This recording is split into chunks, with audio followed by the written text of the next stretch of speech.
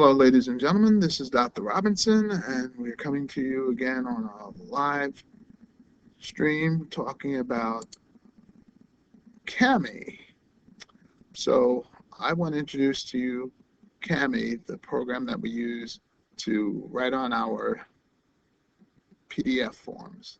So here's my PDF form. If you notice, I only can highlight on it, and that's it. Can't write on it or color in anything. So I'm going to open this up with a program called Kami.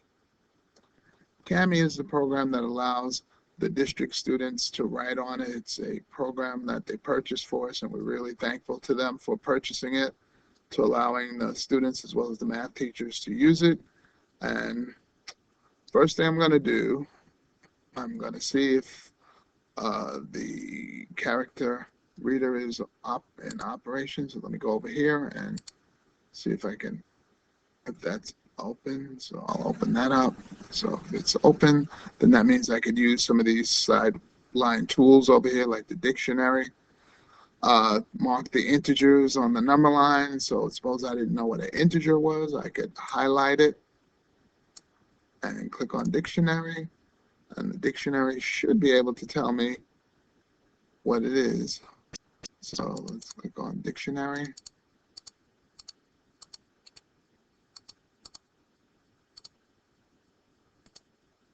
So let's highlight it again.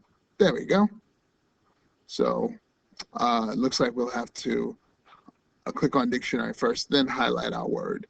So integer is a whole number, number that is not a fraction, a thing complete in itself.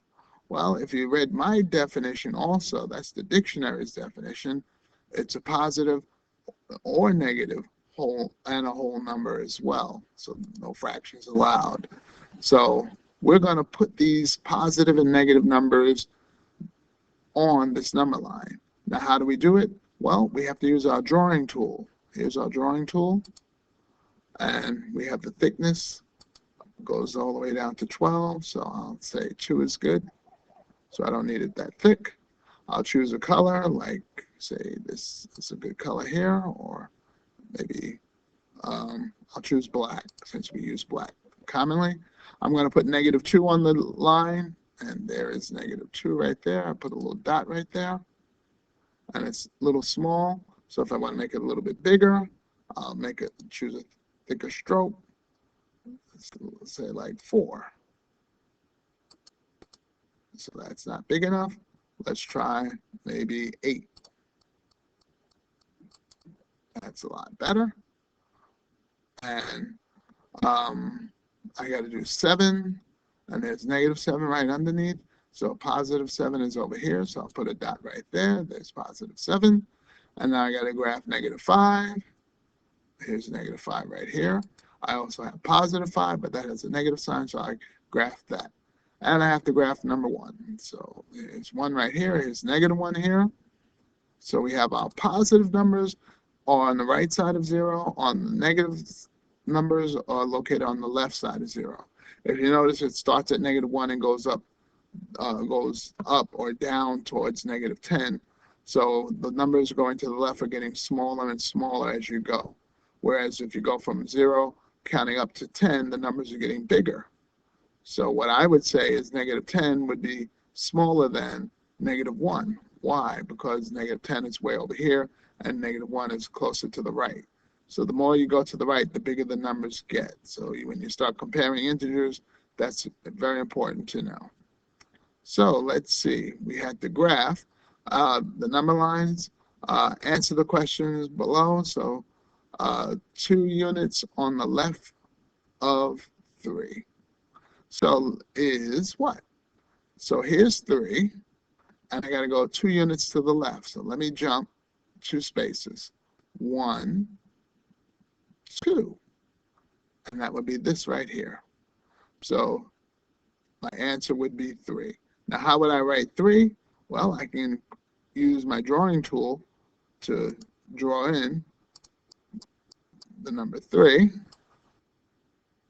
Notice that's kind of thick. I would have to change my stroke maybe to something a little bit easier, like that. Or I could use the text box and say 3. And make that a little bit bigger, drag that out a little bit, and select that 3, and change the font size, make it say about 24. And that's better. And let's drag that over to here. All right. 6 units to the right of -1. So I got to go to -1. So let's choose a different color. And let's draw. Choose a different color. Because that was in the text box. So I'll choose a different color. I'll make my stroke 8 again. So I'm using this color here. And 6 units to the right of -1. So here's -1. I'm going 6 units. 1, 2, 3, 4, 5, 6. And it would end up right there at that spot. And that spot would be 5. So I'll put a 5 there. That's one way of doing it. So we have to do the rest of these, and we can check our answers. So after we do it, we'll check our answers to see if we were correct. So I'll scroll down a little bit. So our answer for the first one was 1, and our second answer was 5. So you can check your answers after you have done them. Please make sure you graph it. What I also like about this program, it has comments. So you can comment on your work. So let's comment on our work by making what's called the voice comment. So let's, before we comment, let's highlight something. And I don't want to highlight everything. All right, so looks like I've already started, so let me erase these. So let's, there, and now we're ready to comment. So we highlight at first and then comment. So let's comment on what they're asking us to do. Answer the questions using the numbers below. So it's recording my voice of what I just read. 2 units to the left is 3. So I start at 3 and go 2 units to the left, and there's my 1. And I use color to identify my answer. All right, let's press stop. And we can play the recording.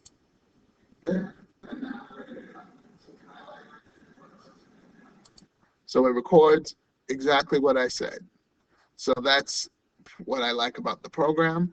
I can also use the comment, put it in text. So let's highlight again. Let's do this one down here. Let's comment on this one down here. Okay, now we're going to comment. Now notice when we click on here, we're going to do what's called voice typing. 4 units to the left of -4 is, and I'm going to go up from 4 and go over 4 units to the left side. 1, 2, 3, 4. So the answer is 0. And that's my answer. Let's press the mic so it can stop. So it stopped recording, and notice how it typed all these nice words in the box for us. So it's doing a great job for us. I like this program. Let's do one more. So let's deal with this one here. And I'm going to use the video comment. So let's select this. All right. I don't want that. I want video commenting. So video. So let's select the video first, and then, all right, there's my video down here. So all I have to do is press done when I'm ready to finish recording. It's already recording. It started already for me. So 3 units to the right of 7 is, so I go up here, so 3 units to the right of 7. So I'm going to 7 to start there, and I'm going over 3 units to the right. And I'm going to even get my drawing tool out and choose green. And I'm starting at 7, go 3 units over. 1, 2, 3. And my answer is 10. So the answer for this will be 10. So I drew it right in there. And now I'm going to stop my recording. And this is going to replay what I just said.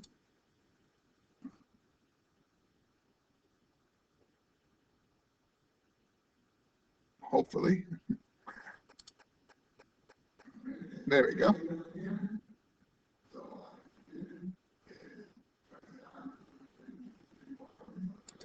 So this is excellent for if you want to have a student explain and see themselves what they're talking about. So this is a very good video to allow students to explain their work. So this platform works a lot of different venues for students to demonstrate their understanding. So I just shared with you a couple things. The equation editor is down there, and it's really good for teachers who want to, or students who want to show their equations and use this symbols. There are a lot of symbols that they have that you can use in making your questions up. Or if you're a music teacher, I see there's music notes in there as well. We mentioned about using the text box. I heard the text box is much easier to use when it comes down to editing the symbols.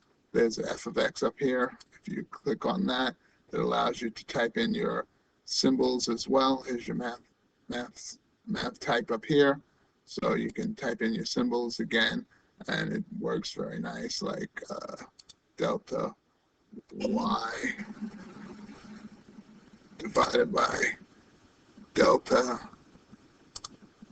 x. So that should look familiar to some of you 8th grade teachers. So I really like the program. It does have some limitations. One of the limitations I just found out, when you submit this, you have to save your work up here. So here's the save button. You do have to save the work. If not, all this nice stuff that you did won't be saved. So make sure your students save their work. You can download the file. If the students who use it, they can, as well as download it, but it'll save and go publish up to Google Classroom. So it allows them to publish into Google Classroom and submit for them. I do have one thing I just found out that's a negative thing about this program. When you've written all this nice stuff and did your nice editing, if you wanted to re-edit it, I hear that's one of the problems with the program that I'm sure they'll look into about remedying, and you cannot edit as well. It's more like an overlay on the actual PDF form. So you have to, I guess, upload a new PDF form in order to do it. So you might want to make a copy of it before you do any edits, so that way you'll have a spare to use just in case. But other than that, I find this program very, very helpful and very useful. So I hope you enjoyed my little presentation. It's called CAMI. It's what the district has given to us. There are a whole lot of other things on here I think you'll like to use. The highlighter, the shapes tool. So those are pretty self-explanatory. But I'm going to stop because I don't want to wear you out. I thank you for watching, and this is Dr. Robinson signing off. I will see you next time. Don't forget to give us a thumbs up and YouTube. And my channel name is Dan Robinson, PKMS. Hopefully you'll subscribe to my channel and help us get to 1,000 video subscribers. Bye-bye.